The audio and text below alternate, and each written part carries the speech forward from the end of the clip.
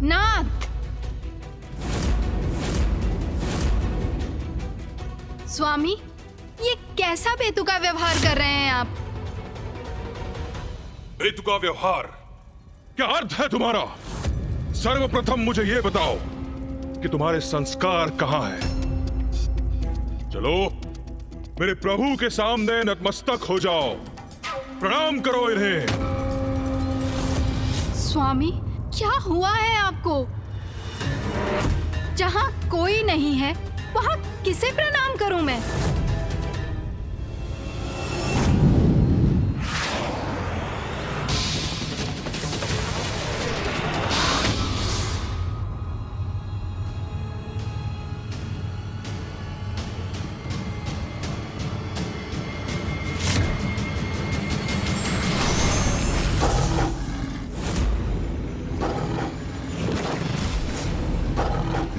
नहीं, मेरा भक्षण मत करो, मेरा भक्षण मत करो।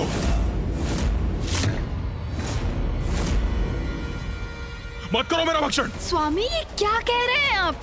मैं आपका भक्षण कैसे कर सकती हूँ स्वामी? दूर दूर हटो, दूर हटो मुझसे। मेरा आखेट करने से क्या प्राप्त होगा तुझे? दूर हटो, दूर हटो। स्वामी, ये क्या कर रहे हैं आप? स्वामी!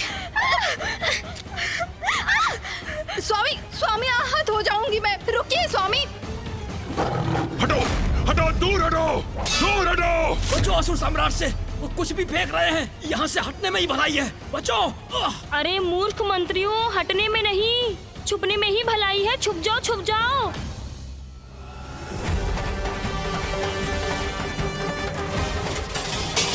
स्वामी, स्वामी, ये क्या कर रहे हैं आप? आगे मत बढ़ना, आगे मत बढ़ना, अन्यथा मेरा ये खड़क तुम्हारा अंत कर देगा।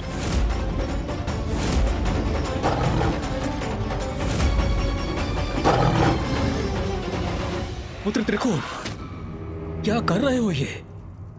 अपनी पत्नी पर आक्रमण करने के लिए इतने तत्पर क्यों हो तुम? पत्नी नहीं, पत्नी नहीं प्रभु, वो तो बाघिन है। बाघिन?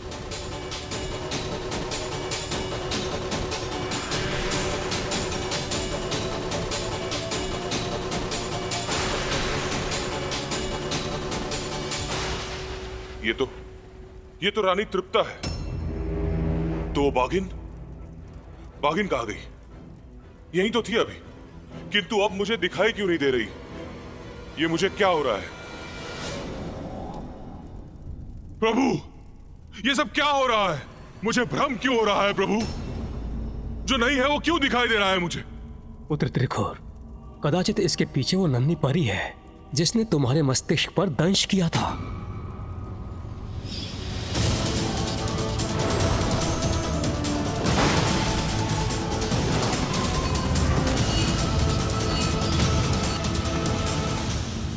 हाँ प्रभु, हाँ प्रभु, अब स्मरण आ गया मुझे। किससे बात कर रही हैं स्वामी? किंतु अब मुझे क्या करना चाहिए? उस दंश के प्रभाव से मुक्त कैसे होऊं मैं प्रभु? पुत्र त्रिकोण, प्रतीत होता है कि वो परी तुम्हारे शरीर के भीतर स्थित हो चुकी है। उसी के कारणवश तुम्हें ये सारे भ्रम हो रहे हैं। तुम्हें उस परी को अपने शरीर से बाहर निकालना पड़ेगा। हाँ प्रभु, यह उचित होगा। मैं उसे बाहर निकाल दूंगा। किंतु मैं यह कैसे करूं प्रभु? उसका तो एक ही उपाय है, स्वयं अपने शरीर को ताड़ना देनी होगी तुम्हें।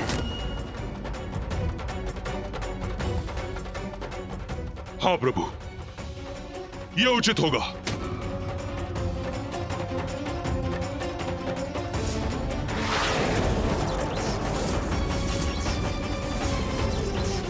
बाहर निकाल, बाहर निकाल। तुझे क्या लगता है मेरे भीतर मैं तुझे स्थित रहने दूंगा? बाहर निकाल। स्वामी, ये क्या कर रहे हैं? अरे कोई रोको इन्हें। स्वामी की बुद्धि को ये कैसा रोग लगा है? इनका मानसिक संतुलन क्यों और कैसे बिगड़ गया? भारो! स्वामी रुक जाइए, ये क्या कर रहे हैं आप? भारो! रुकिए महाराज, महाराज रुकिए रुकिए रुकिए महाराज, महाराज महाराज रुकिए, महाराज महाराज महाराज महाराज महाराज रुकिए, महाराज रुकिए, रुकिए महाराज, महाराज स्वामी!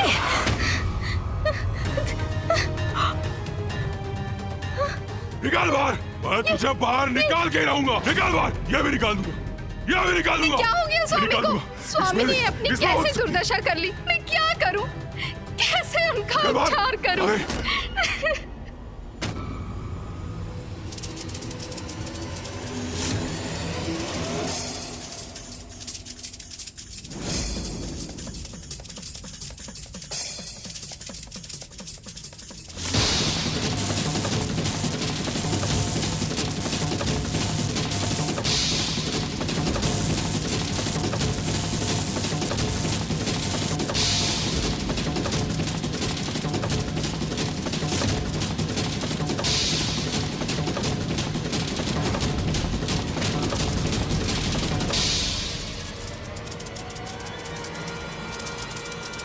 स्वामी, ये चींटी से भयभीत हो रहे हैं।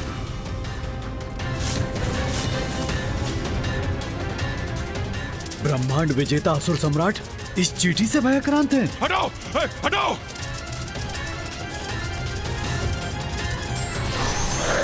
इसको हटाओ! इसको हटाओ! इस भयानक विकराल जीव को हटाओ! सैनिकों, सेनापति, सेनापति, इसे हटाओ! इसे हटाओ! बचाओ! बचाओ! स्वामी! किसे फेंके महाराज? देखो, यहाँ तो कोई भी नहीं। शांत हो जाइए। हटाओ! हटाओ! हटाओ उसको! महाराज, अरे तुम लोग क्या क्या हो रहा कर रहे हो? है? हटाओ उसको! महाराज, अरे हटाओ इसे मेरे सामने से! स्वामी, सेना कुछ बुलाओ! नहीं है। कुछ भी नहीं है। स्वामी, क्या कर रहे हैं आप? पूरी सेना बुलाओ! स्वामी! सेना बुलाओ! स्वामी, शांत सेना बुलाओ! हो जाइए। सेना बुलाओ! चलो! चलो! छोड़ो! छोड़ो! छोड़ो! हट जाओ मेरे सामने से! रुक जाइए स्वामी।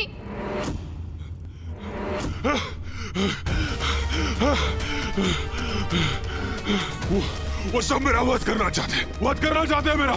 सबको ईर्ष्या है मुझसे, मुझे मारना चाहते हैं। ब्रह्मदेव उचित कहते हैं, मेरे विरुद्ध षड्यंत्र कर रहे हैं लोग।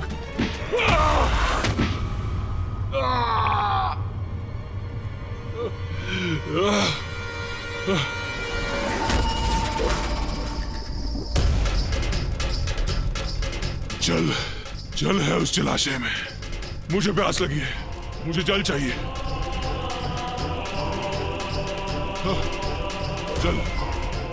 जल।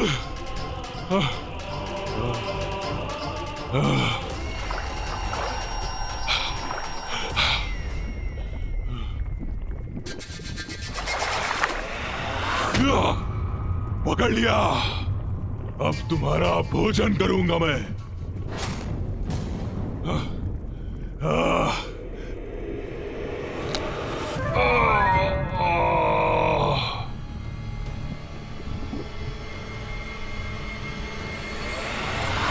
ये मीन नहीं, कंकड़ है। मैं कंकड़ खा रहा था, इसीलिए आहत हो गया मैं।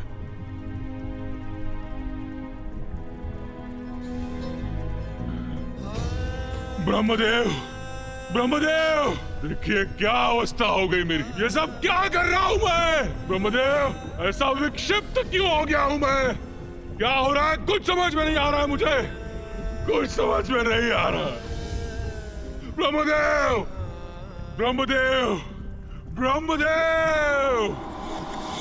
मेरी मोहन और उच्चाटन विद्याओं से त्रिकुर पूर्ण रूप से विक्षिप्त हो चुका था और अब उसकी ये दुर्दशा देखकर मुझे उस पर दया आ रही थी।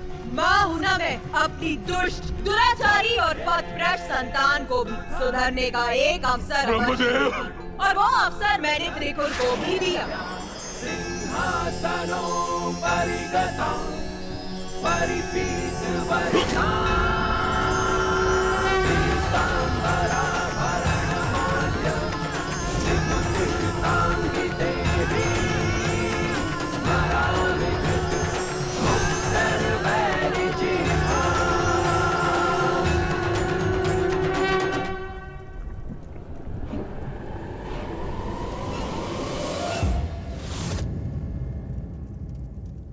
माता, दया की सागर है आप। आपने कठोर होकर त्रिखुर को उचित पाठ सिखाया और फिर उसे क्षमा भी कर दिया। हाँ माता, आपने त्रिखुर को सुधरने का एक अवसर दिया, तब तो वो असुर पूर्ण रूप से परिवर्तित हो गया होगा ना? मैंने उसे सुधरने का एक अवसर अवश्य दिया, किंतु उसने इस अवसर का लाभ कहाँ उठाया?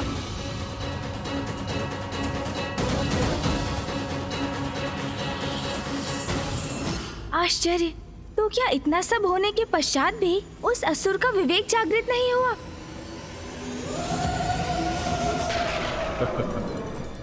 कुछ नहीं हुआ है मुझे, पुनः कुशल हो गया हूं मैं।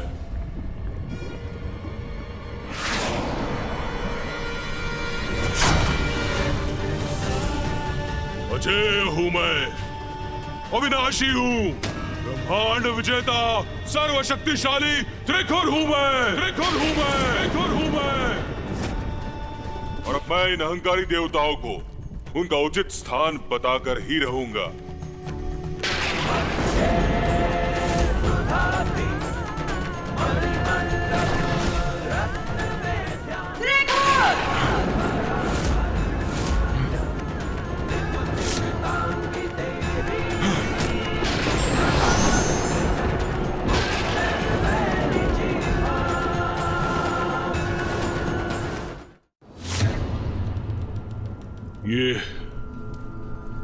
ये क्या है? क्या प्रयोजन है इस देवी के यहां प्रकट होने का?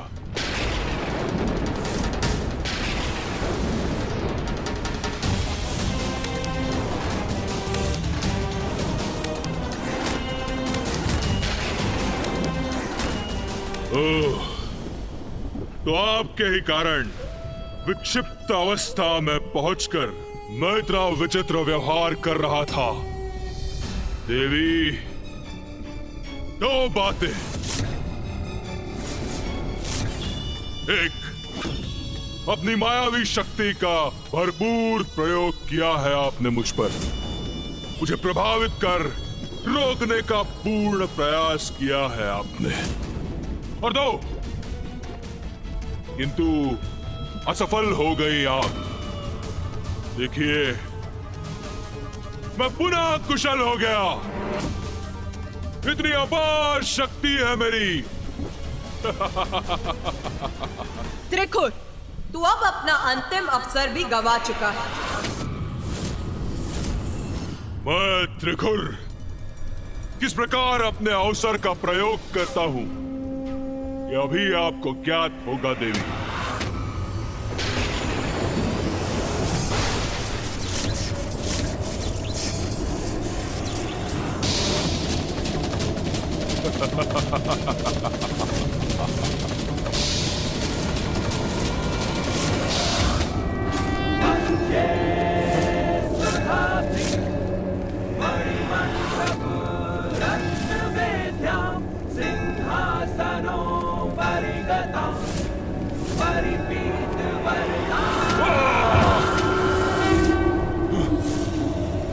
मेरी शक्ति मुझ पर ही लौटा दी इस देवी ने। दो बातें हैं देवी। एक, ब्रह्मांड का विजेता त्रिखुर हूं मैं, ब्रह्मांड का विजेता त्रिखुर हूं मैं। मुझसे उलझने का परिणाम ज्ञात भी है तुम्हें। मैंने नारायण को आतंकित करके लौटा दिया। अपनी शक्ति के प्रभाव से ब्रह्मदेव को भी झुका दिया।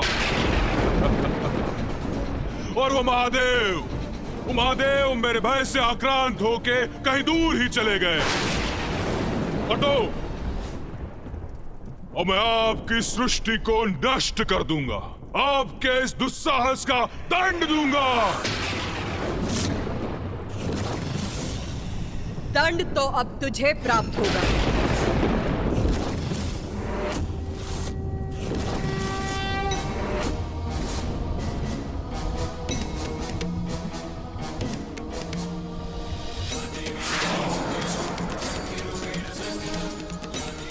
ये देवी तो रौद्र रूप धारण कर मेरी ओर ही बढ़ी आ रही है।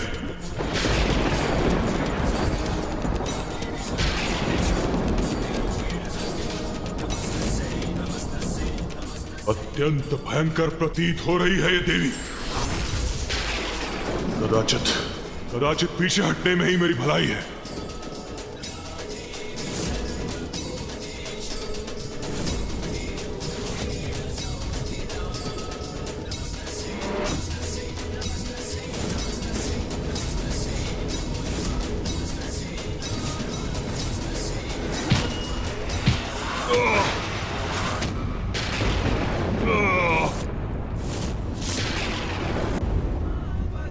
नारायण, ब्रह्मदेव और मेरे स्वामी, महादेव के प्रति इतने अपमानजनक शब्द बोलने का साहस भी कैसे किया तुमने? जिस जिवा से तुमने त्रिदेवों का अनादर किया है, जिस जिवा से तुमने ये कहा है कि तुम मेरी ही सृष्टि को नष्ट कर दोगे, अब उस जिवा को ही खींच लूंगी मैं।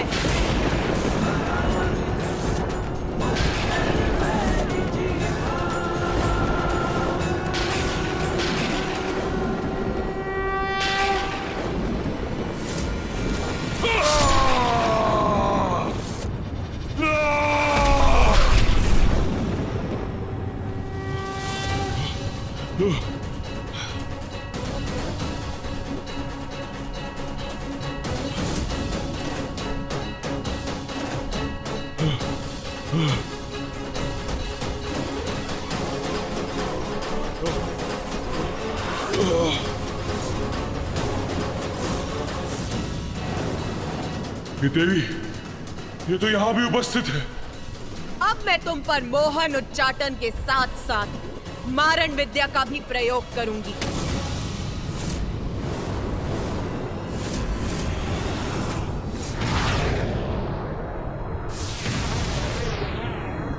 ये क्या करने जा रही है?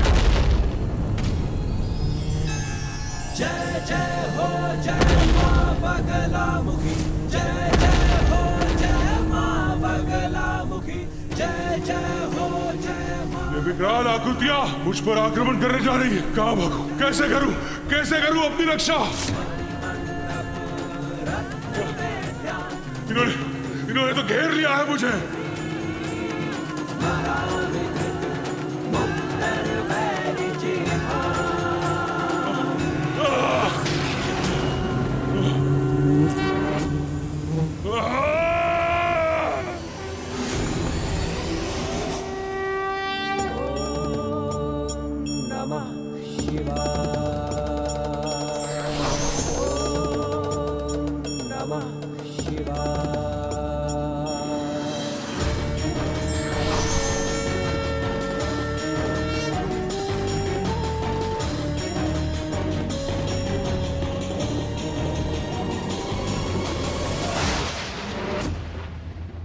वो त्रिकुट जो ब्रह्मांड पर विजय पाने का स्वप्न देख रहा था, मैंने उसे कण कण में खंडित कर रसातल पर बिखेर दिया।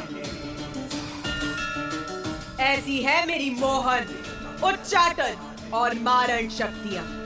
जिस प्रकार त्रिकुट ब्रह्मांडीय बवंडर उत्पन्न कर सृष्टि का विनाश करने के लिए तत्पर था, उसी प्रकार हमारे मन में उत्पन्न होने वाले अनुचित पापमयी विचार हमारे सद्गुणों का नाश करते हैं और उन पापमयी विचारों को, उन अनुचित इच्छाओं को मिटाना मेरा कर्तव्य है।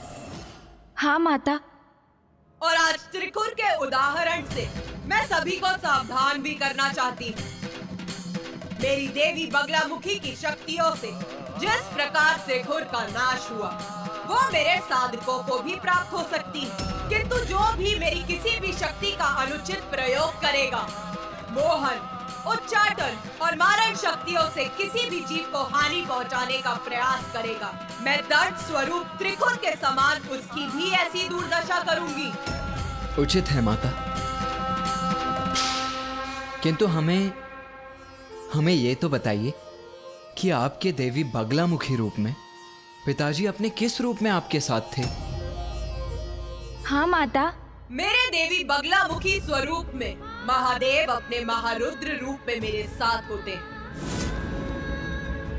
अपने इस रूप में मैं ही गूढ़ ज्ञान, तंत्र विद्या, मायावी विद्या एवं औषधि विद्या और वनस्पति विज्ञान को जन्म देती, जो ऋषि मुनि और अन्य साधकों को प्राप्त होती और जिनकी सहायता से संसार में मानवता का विस्तार होता है। मनुष्य समाज को निरोग रखते हैं और इस प्रकार मेरे द्वारा रचित संसार निर्बाध रूप से आगे बढ़ता है।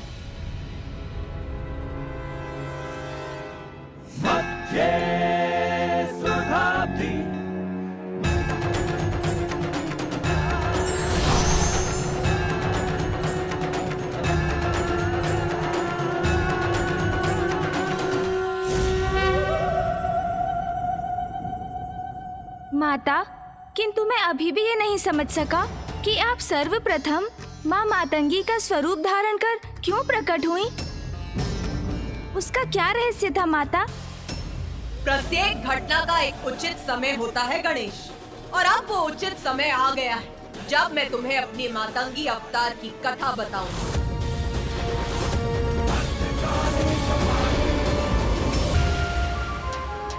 माता, आपके बगलामुखी अवतार लेने का उद्देश्य मैं समझ गया, किंतु मैं अभी भी ये नहीं समझ सका कि आप सर्वप्रथम माँ मातंगी का स्वरूप धारण कर क्यों प्रकट हुई? उसका क्या रहस्य था माता? गणेश, समय आने पर ही मैं संपूर्ण ज्ञान देती हूँ, सभी रहस्यों को उजागर करती हूँ। और अब समय आ चुका है कि मैं तुम्हें अपने उस रूप की कथा विस्तार से बताऊं, जिसका रहस्य ज्ञात करने के लिए तुम अति इच्छुक हो। माता मातंगी? माता, हम आपके श्रीमुख से माता मातंगी का रहस्य जानकर अत्यंत कृतार्थ होंगे। गणेश, सृष्टि में अब जीवन और मृत्यु का क्रम स्थापित हो गया था। अधर्मियों को, दुष्कर्मियों को उनके जीवन के उपरांत उनके कर्मों का दंड मिलने का विधान भी स्थापित हो गया था। सभी प्राणियों को सुपथ पर चलने के लिए प्रेरित करने हेतु संसार में ज्ञान भी स्थापित कर दिया था, किंतु अभी भी मेरा कार्य पूर्ण नहीं हुआ था। किंतु माता, अब आपका क्या कार्य शेष था?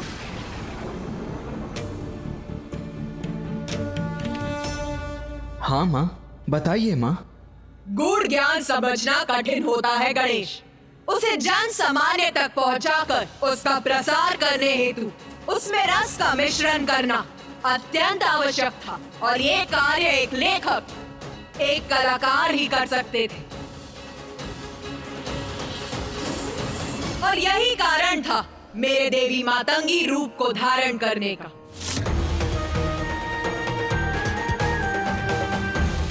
क्योंकि अपने इस रूप में मैं अपने भक्तों के द्वारा संसार में ऐसी और कला आदि का सृजन करती हूँ, जिनसे जुड़कर प्राणी पाप कर्म से दूर रहे और संसार का कर्म निर्बाध रूप से आगे बढ़ता रहे।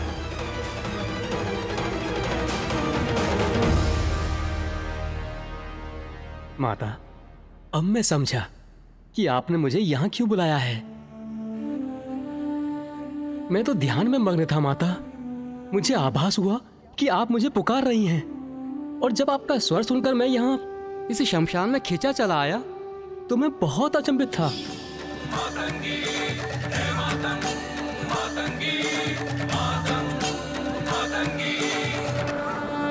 किंतु अब मुझे स्पष्ट हुआ कि ये आपकी ही लीला है, और आपने अपनी ही लीला का ग्रंथ रचने के लिए मुझे यहाँ पर बुलाया है। हाँ पुत्र मार्कंडे, मेरी इच्छा है कि तुम मेरी समस्त लीलाओं का विस्तृत विवरण देने वाली पुराण की रचना करो, और उस पुराण का नाम होगा मार्कंडेय पुराण।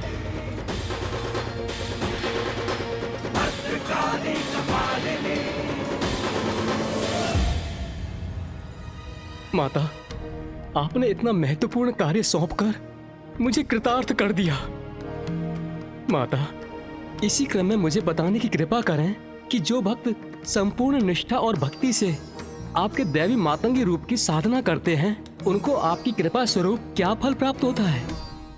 देवी मातंगी रूप में मेरी पूजा करने से मेरे भक्तों को वाक शक्ति और उच्च कलाओं की सिद्धि प्राप्त होती।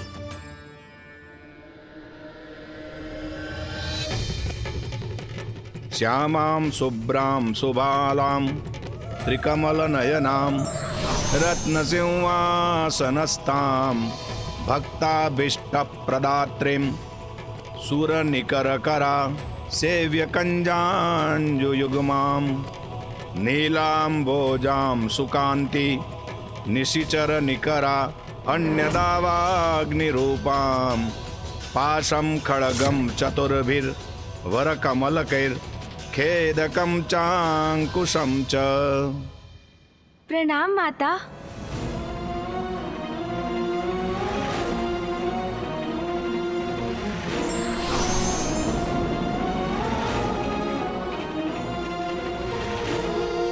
मुझे प्रतीत हो रहा है कि इस विषय को लेकर तुम्हारे मन में अभी भी संशय शेष है। संकोच मत करो, पूछो गणेश। क्या पूछना चाहते हो गणेश?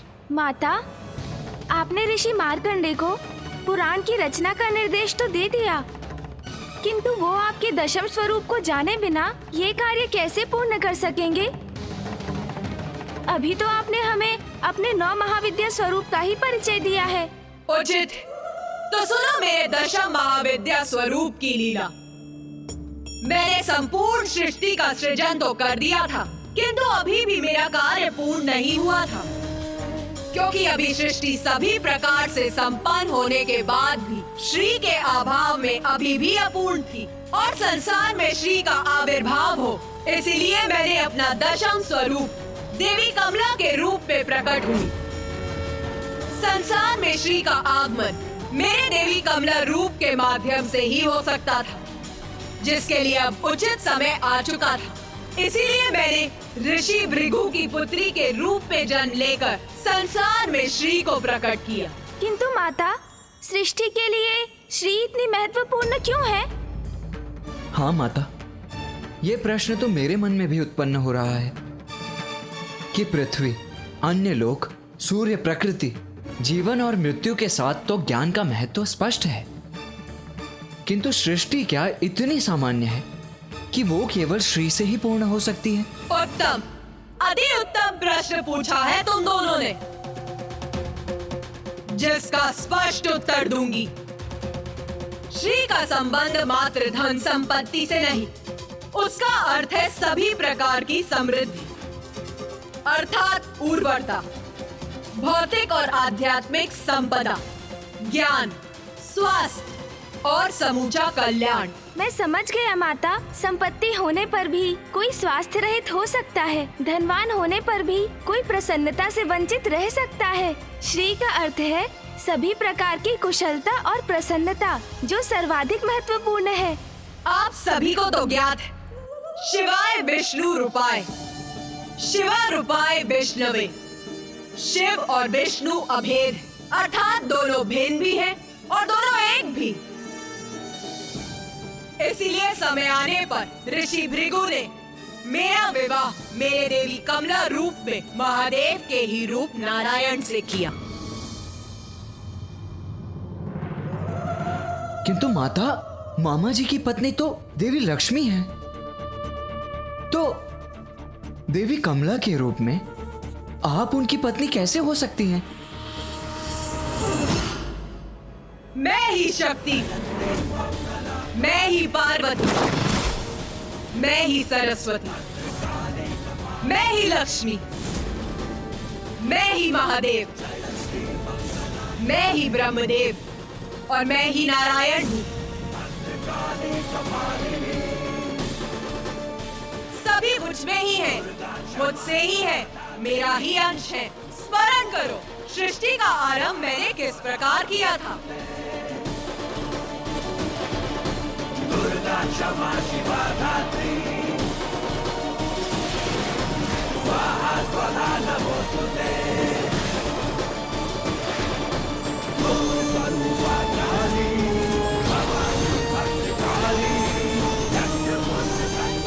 समस्त त्रिदेव और त्रिदेवियां मुझसे ही उत्पन्न हुए, नारायण और देवी लक्ष्मी भी, क्योंकि देवी लक्ष्मी कमल पुष्प पर वास करती, इसीलिए उनका नाम कमला पड़ा।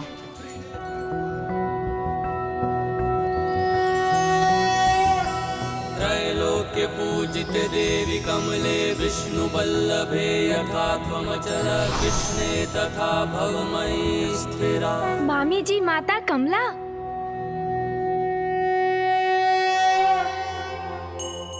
माता, आपके श्रीमुख से आपके समस्त महाविद्या के रूपों का विस्तृत वर्णन सुनकर हम कृतार्थ हुए और अब देवी श्री महालक्ष्मी की कृपा से भी हम लाभान्वित हुए हैं। माता, अब हमें ये भी बताइए कि आपके इस रूप की पूजा करने से आपके भक्तों पर आपकी कृपा किस प्रकार होती है? मेरे अर्थात देवी कमला के रूप में माता संसार की श्री अर्थात देवी लक्ष्मी के रूप में होती हैं। किंतु श्रीहीन होने का अर्थ है कांति से रिक्त होना। श्री के अभाव में सभी धन, संपत्ति, विद्या आदि व्यर्थ है, वे शीघ्र ही नष्ट हो जाते हैं। संसार को श्री युक्त करने हेतु ही श्री महाकाली मुझे प्रकट करती हैं।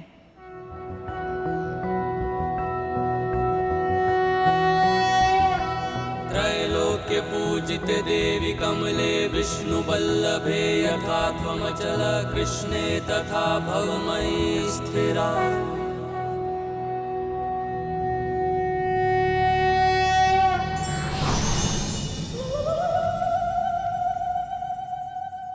इस प्रकार मैं अपने महाविद्या स्वरूपों के माध्यम से संसार का सृजन करती और उस संपूर्ण अवधि में महादेव मेरे साथ होते। वो शक्तिशाली हैं क्योंकि उनकी शक्ति मेरे रूप में उनके साथ होती। संसार में जो भी शक्ति व्याप्त है वो मुझसे ही है। प्रत्येक प्राण में अर्थात देव, दानव, पशु, पक्षी, पेड़ पौधे, सूर्य, चंद्रमा, उन सभी की शक्ति मुझसे ही है। उन सभी के कण कण की शक्ति मैं ही हूँ। मुझसे ही ये संसार है।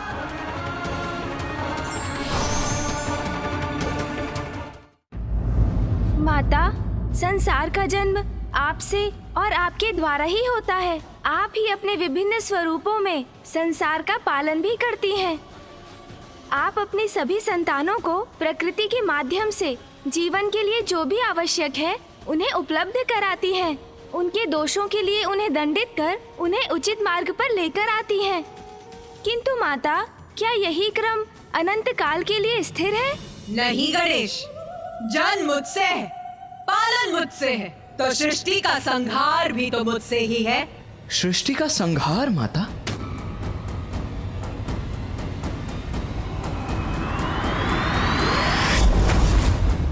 मनुष्य हो अथवा असुर, प्रत्येक लोक में सभी अपनी महत्वाकांक्षा को सिद्ध करने हेतु संघर्ष का मार्ग अपनाते हैं। छोटी छोटी बातों पर जहां असुर एक दूसरे का ही संहार करने लगते हैं, वही ऋषि मुनि अपने को सर्वोच्च सिद्ध करने हेतु भगवान की पूजा छोड़कर अस्त्र शस्त्र उठा लेते हैं।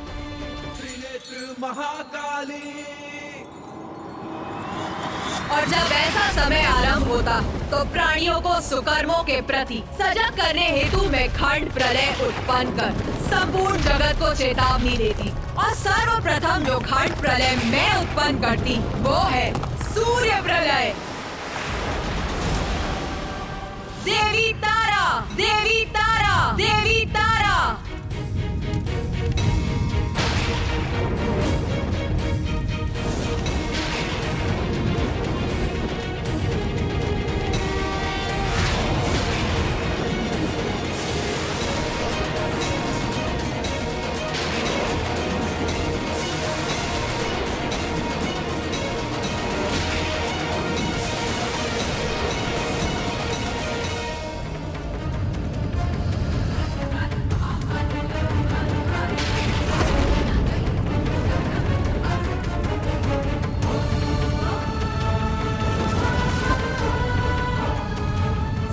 संसार को प्राण शक्ति प्रदान करते हैं, तो उनमें समाहित विषाक्त वायु संसार के जीवों का नाश भी करती।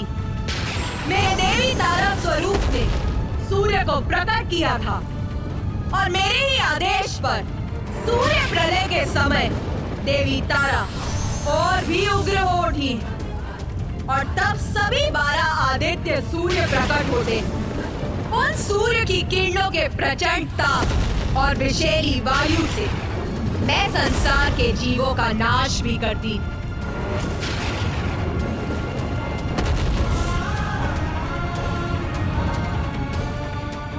धर्म का पालन और धर्मोचित मार्ग पर चलना ही उचित है। उन्हें ये स्मरण कराने और समझाने हेतु मुझे कभी कभी अकाल जैसी प्राकृतिक आपदाएं उत्पन्न करनी पड़ती हैं।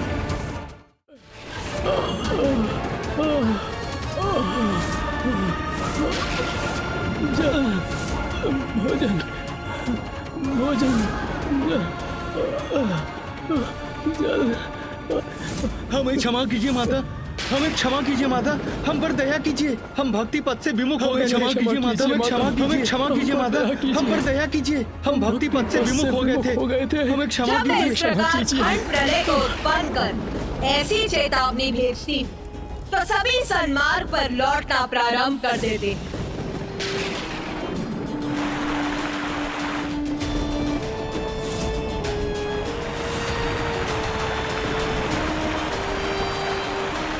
इस प्रकार मैं सृष्टि में अनुशासन, सुव्यवस्था और शांति स्थापित कर देती हूँ, किंतु उसे दीर्घ अवधि तक स्थिर रखना अधिक कठिन है।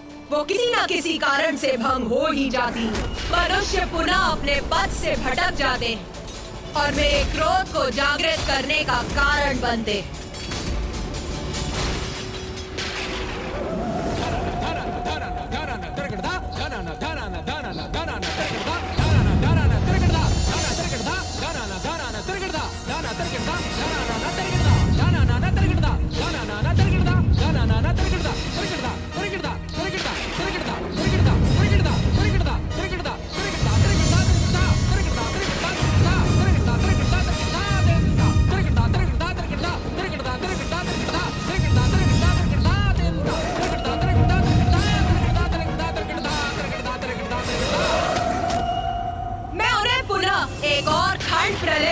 चेतावनी देने हेतु उत्पन्न करती जल प्रलय।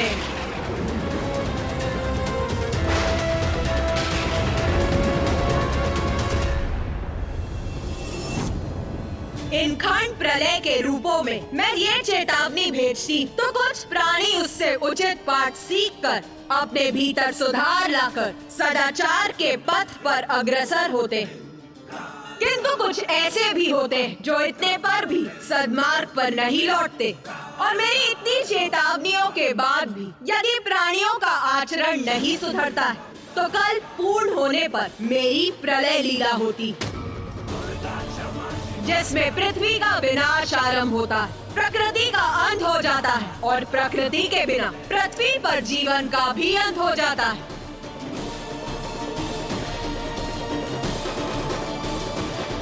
देवी षोडशी।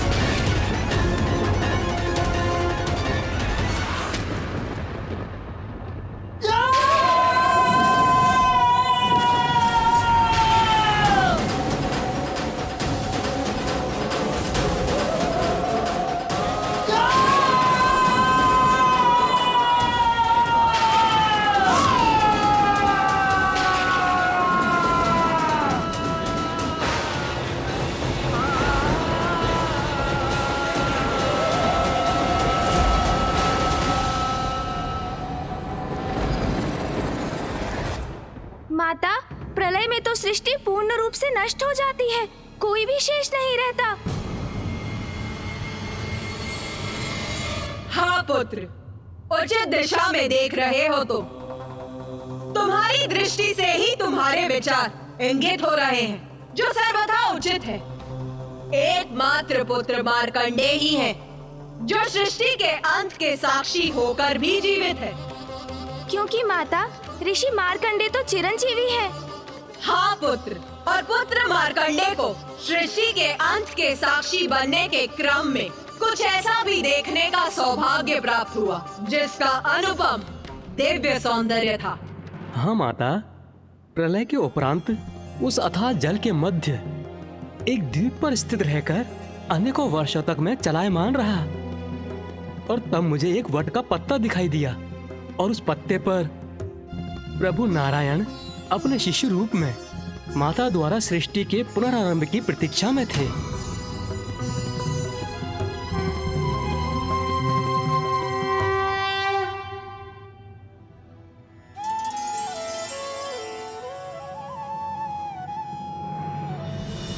जब ऐसा दिव्य दृश्य उत्पन्न होता है, तब मैं पृथ्वी का पुनः सृजन कर सभी जीवों में प्राण भरती, और जब 4 युग बीत जाते हैं और मनुष्य सुपथ से भटकने लगते हैं, तो मैं विभिन्न संकेतों से उन्हें पुनः सावधान करती, और फिर कल्पांत में प्रलय के माध्यम से मैं सृष्टि को पुनः नष्ट करती, और यही क्रम सदैव चलता रहता है। और फिर एक समय ऐसा आता है जब मैं पूर्ण विनाश करने का निर्णय लेती, और तब महाप्रलय उत्पन्न होती। महाप्रलय? हाँ पुत्र, अभी तो तुमने प्रलय के विषय में सुना, किंतु इससे भी भयंकर और विनाशकारी होती है महाप्रलय, जिससे सभी कुछ नष्ट हो जाता है।